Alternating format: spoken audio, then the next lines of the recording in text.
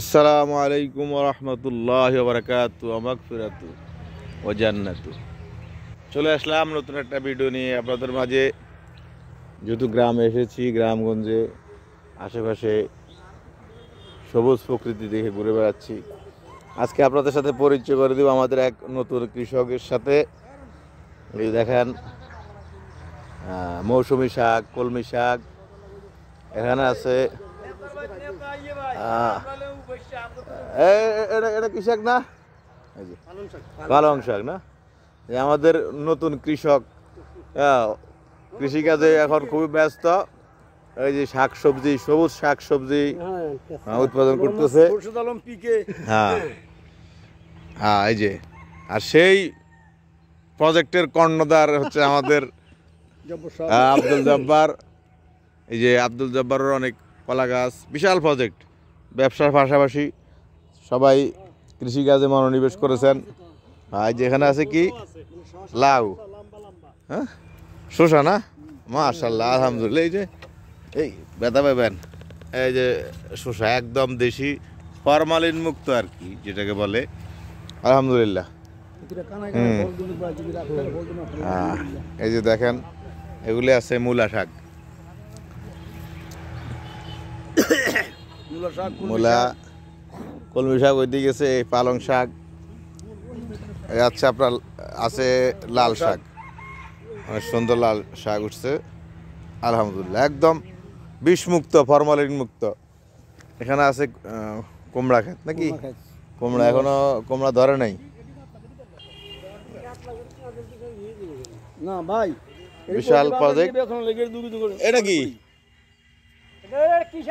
এটা কি শাক? বাটি শাক।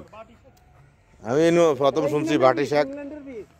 ইংল্যান্ডের বীজ নাকি কি কয়? এই যে এই ধরনের শাকগুলি, নাম হচ্ছে বাটি শাক।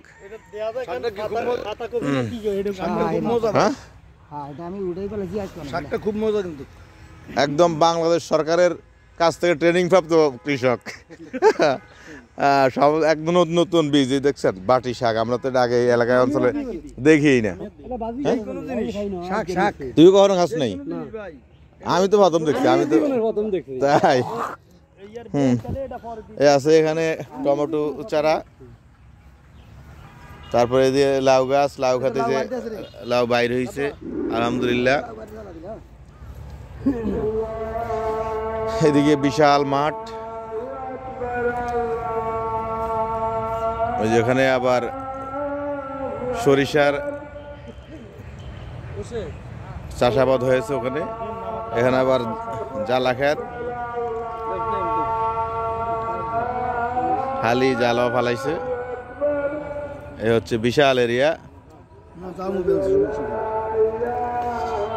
আলহামদুলিল্লাহ, অনেক সুন্দর লাগতেছে। একদম দেশীয় শাক সবজি, যেটা ফরমালিন মুক্ত। সচরাচর এগুলি শহরে পাওয়া যায় না। ওইদিকে আবার সিম গাছ আছে অনেকগুলি।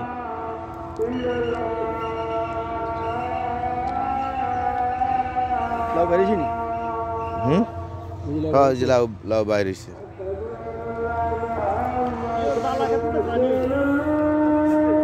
এই হচ্ছে অবস্থা। আজকে এই পর্যন্তই। সবাই ভালো থাকবেন, যেহেতু আজান হয়ে গেছে। আল্লাহ হাফেজ। আসসালামু আলাইকুম ওয়া রাহমাতুল্লাহি ওয়া বারাকাতুহু।